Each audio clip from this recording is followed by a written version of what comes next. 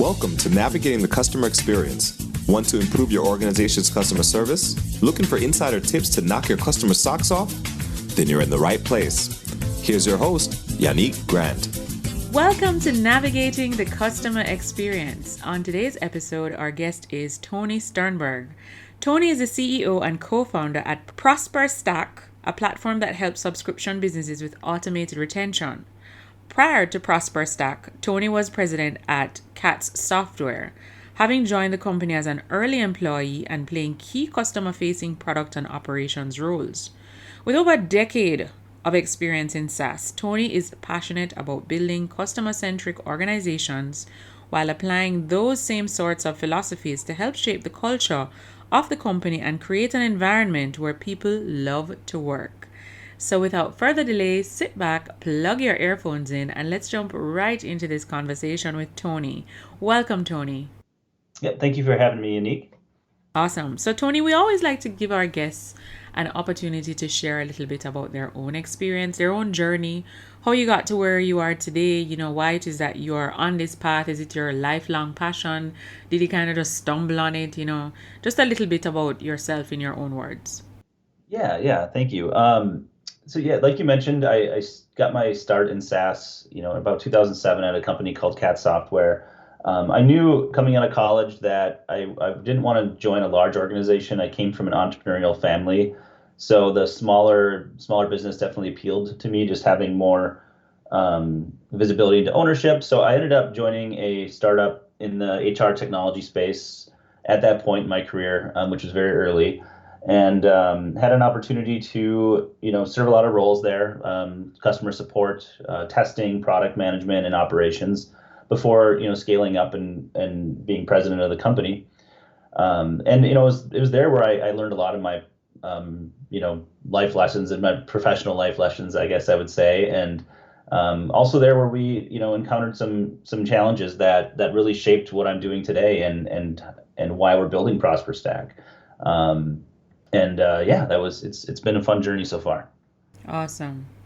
All right. So ProsperStack, could you tell our audience a little bit about what your company does? Yeah. So ProsperStack is a service that helps subscription businesses retain customers. And specifically, we focus on the cancellation experience at the moment.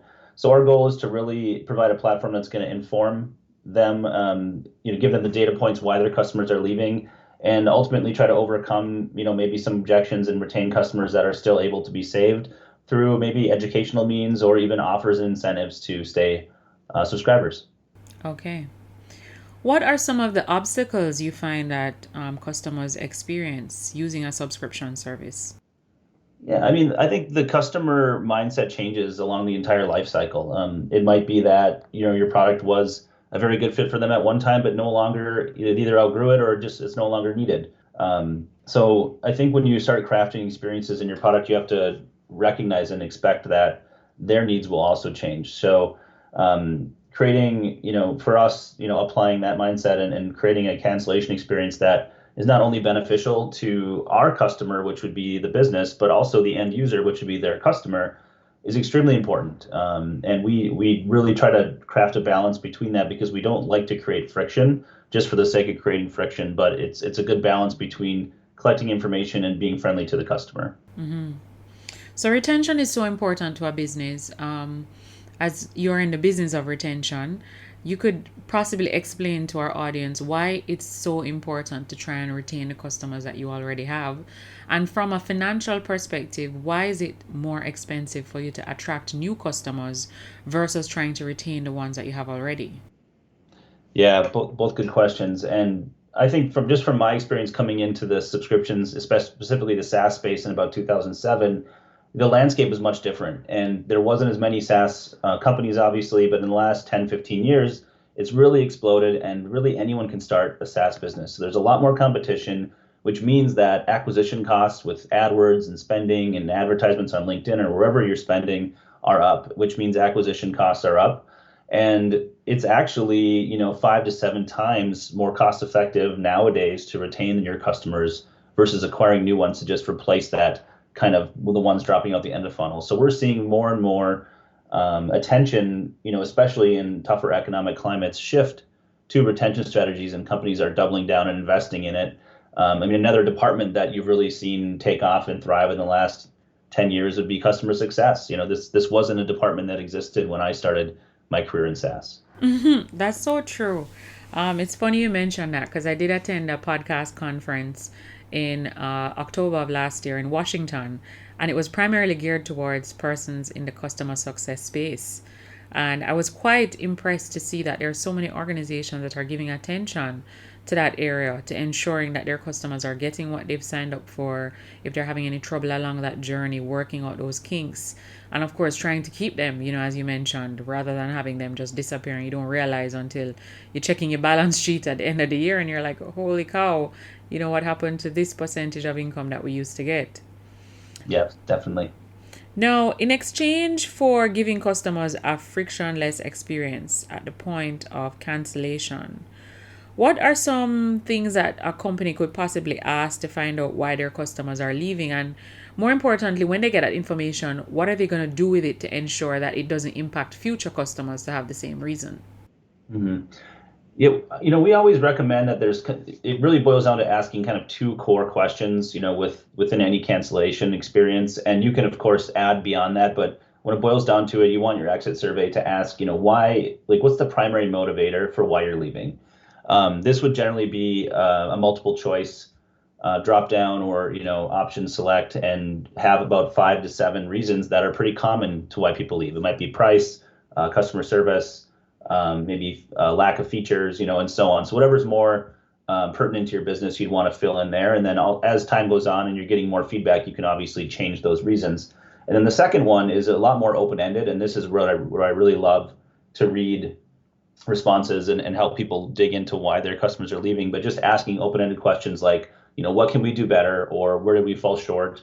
Or what did you love about us? So asking some sort of open-ended question that's going to get maybe more unprompted, unsolicited feedback that isn't so fixed, that you can then read through and gain an understanding of. And then taking that to another level, you can always run that through, whether it's in a spreadsheet and servicing common keywords, or having a software that does that for you, so that you can actually learn and have takeaways from that particular feedback. But those would be a couple of quick recommendations I would say if you were going to put in a cancellation flow today. Those are the two things you'd want to have in there. Excellent. Very, very good. It's funny. I'm happy that when you gave the example, you indicated that it should be a multiple choice question for the first option, with a few frequent reasons why people would want to walk away. Because that was my next question. What type of question should you be positioning, and how would you even know what the most common reasons why people walk away are, in order to know what would we put in the multiple choice option? So I'm happy that you addressed that for us. All right. Now, Tony, churn is one of those, things that all organizations go through.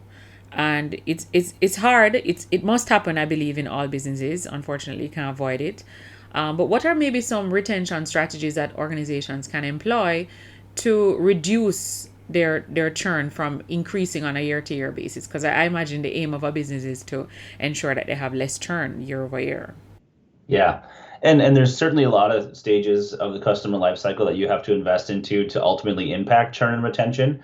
What we are just focusing on is really one kind of, area of it. And I always tell people that we're not the end all be all solution to churn either. It's really, from my personal standpoint, it's having a customer centric mindset instilled in your company at the top, and being aware that, and I touched on this earlier, but there's so many SaaS companies and competition out there now, and everyone can kind of spin up a technology that has a website and a subscription service, where the only true way to stand out, in my perspective, is just providing that ultimate customer experience and having just a world-class kind of top to bottom experience for your particular customer. So making sure that when you're in your marketing message, that you're really honed in on your ICP, when you're onboarding on your product, making sure that they kind of reach that aha moment and get value out of your product as soon as possible.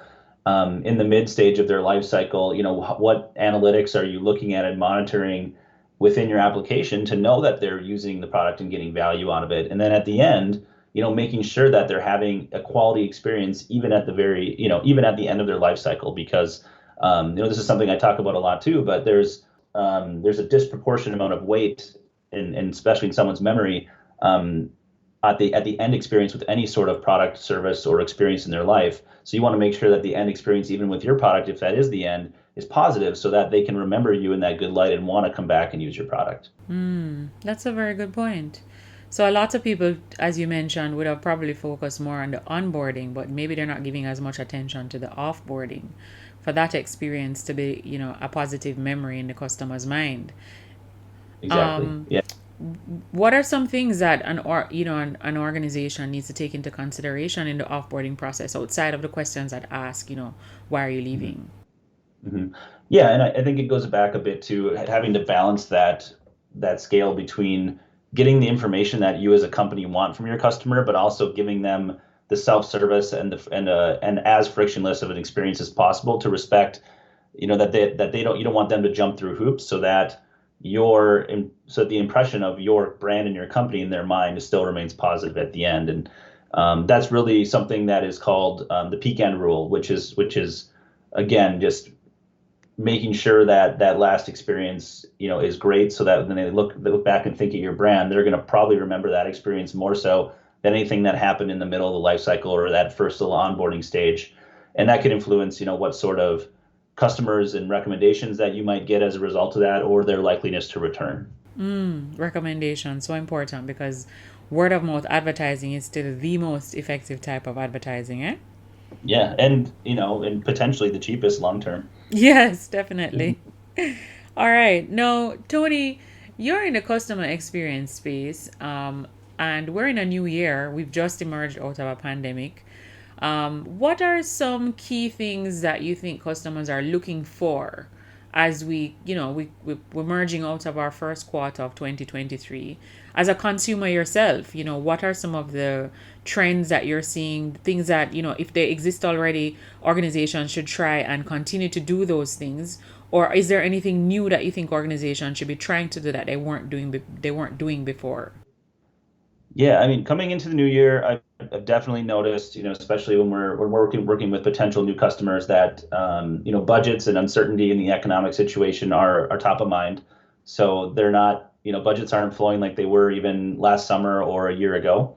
So I think being recognize that people are struggling right now in that sense, and doing whatever you can to get them on board, even if it's a temporary price concession, might be something you want to look into. Just to respect that the budgets they're working with, and every department is certainly facing those challenges.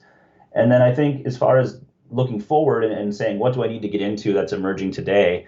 I would say that you can't really go anywhere, at least I can't, online without reading something about AI, artificial intelligence, and examples of Chat GPT everywhere. So I'm not big on saying AI for the sake of saying AI, and I think you're going to see a lot of regulation around that as that continues to mature and progress. But I think every business needs to take a step back and evaluate what technology is emerging in the AI space, and how can I apply this to my business to benefit my customers, not just to say I have it, but to actually benefit my customers, and start planning for that and seeing what you can do on your product roadmap to leverage that sort of feature.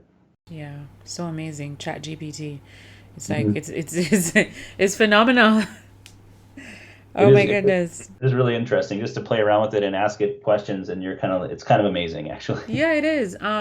What I personally like about it is the fact that you would normally do a Google research and you will literally have to do all of the fine tuning and picking what you don't want and what you really want. But with Chat GPT, and what I found is the quality of the question or the prompt that you give Chat GPT determines the quality of the response it gives you back. So, of course, the more specific you are, the more likely you are to get literally on target what you're looking for, which cuts down your research time astronomically.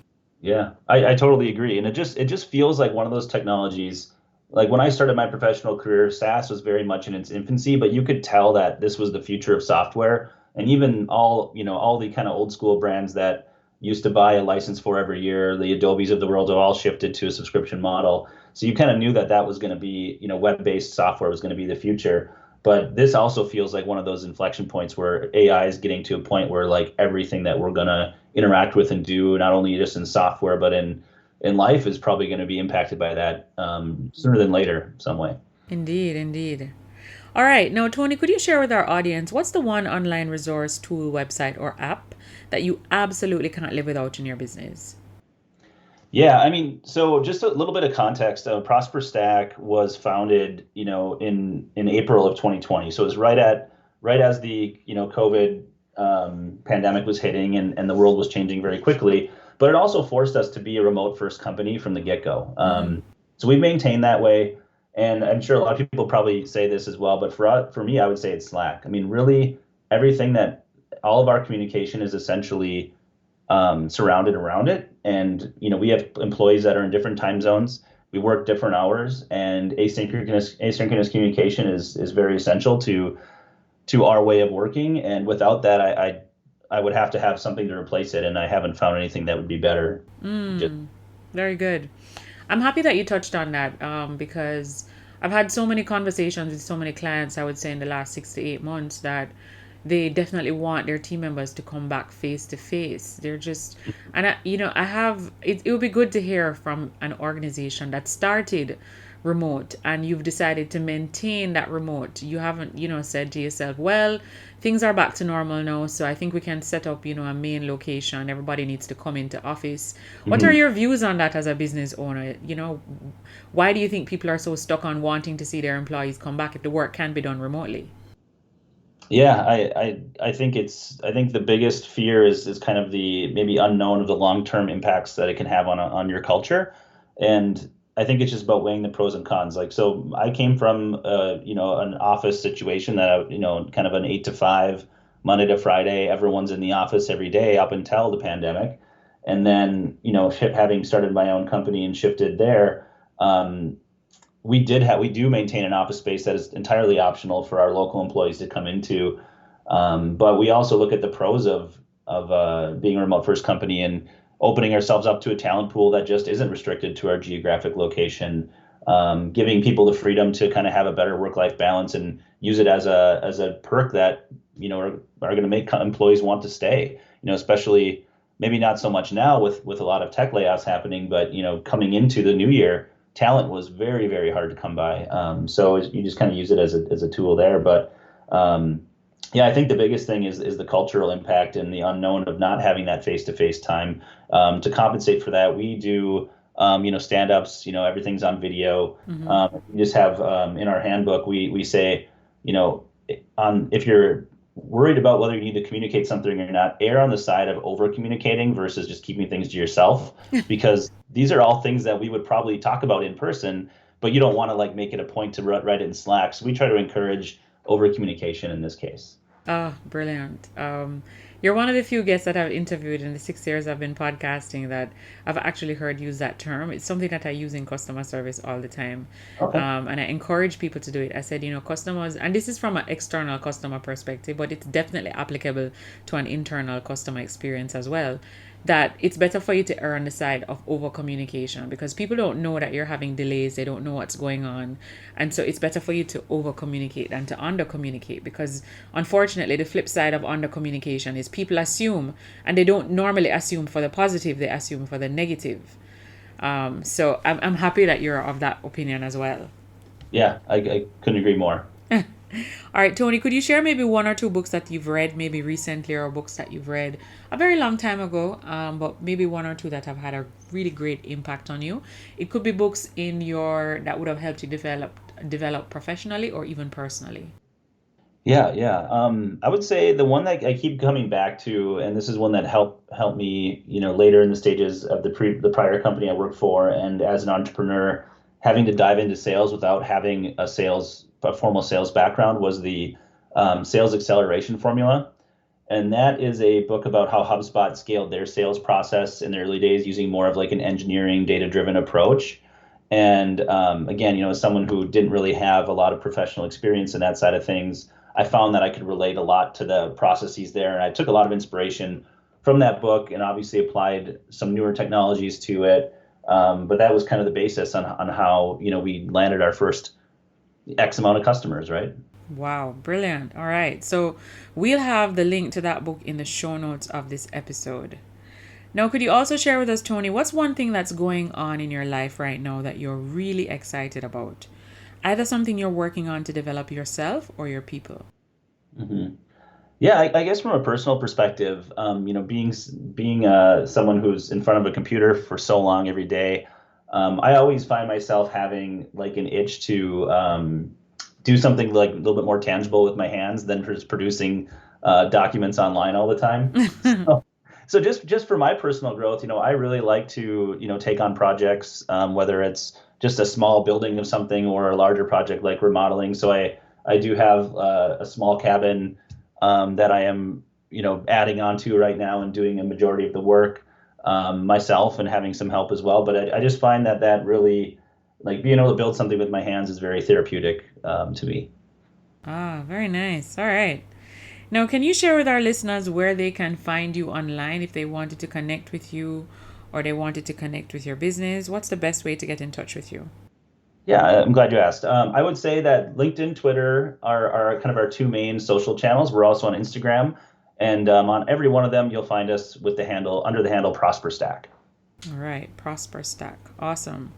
Now, before we wrap our interview up, Tony, we always like to ask our guests, do you have a quote or a saying that during times of adversity or challenge, you'll tend to revert to this quote? It kind of helps to get you back on track if for any reason you got derailed or distracted. Yeah, I mean, this is kind of I would say I'll preface this by saying I'm not the biggest quote person out there. But in my experience, and especially being an entrepreneur, there's a ton of things that we do and we try that just don't work out as you'd hoped or succeed. And I think the ability to recognize when those failures happen and just having the mindset of keep going and trying new things is a really admirable quality and something you need to have, quite frankly, as an entrepreneur. So I guess an old quote that came to mind was, if at first you don't succeed, try again. Oh, very nice. If at first you don't succeed, try again. Very good. All right. Well, thank you so much, Tony, for hopping on our podcast and sharing all of these nuggets as it relates to, what your company does, ProsperStack, talking about the importance of customer retention. What are some retention strategies that you can employ, as well as, questions that you can ask to increase or improve the offboarding process, because it's just as important as the onboarding. All of the information you shared with us today, I think would be of great value to our audience. And I just want to say thank you so much. Yes, thank you for having me, Unique. It was really a pleasure talking to you today. Awesome. Just want to remind our listeners, if you'd like to follow us on Twitter, our Twitter handle is NavigatingCX. And we do have a private Facebook group, Navigating the Customer Experience Community. Until next time, I'm your host, Yannick Grant. We also have a new book available on Amazon, The ABCs of a Fantastic Customer Experience. It's available in ebook and paperback. So if you want to increase revenue in your organization, build a stronger service culture, and create employees or develop employees who are really mastering service delivery in your business, you need to grab a copy of this book. Until next time, I'm your host, Yannick Grant. Thanks for listening. For more awesome resources to take your customer service game to another level, head over to navigatingthecustomerexperience.com. See you next time.